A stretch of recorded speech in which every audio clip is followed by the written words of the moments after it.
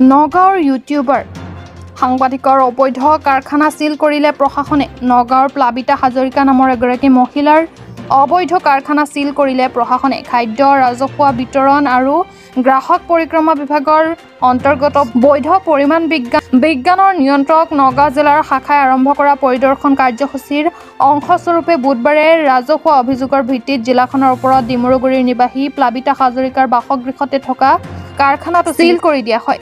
চাওঁ আহক এই বিষয়ে আমাৰ এক বিশেষ প্ৰতিবেদন।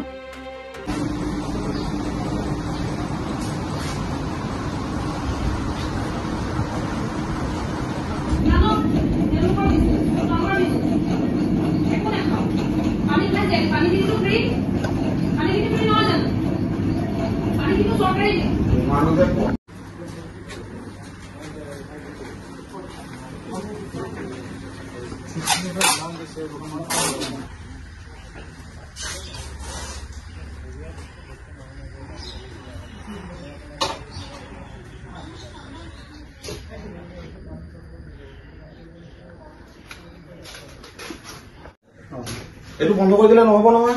ঠিক হ'ব, এইটো বন্ধ কৰি দিলে নহব। এইটোতো ফেক্টৰী নহয় নহয়। বেছি টৰ্চাৰ কৰিছে। এইটো বন্ধ নকৰিব। এইফালে আমাৰ ৱাশৰুমৰ ইটো হিচাপৰ আমাৰ লেট্ৰিন ন মোৰ লেট্ৰিন আছে। বাহিৰৰ মানুহ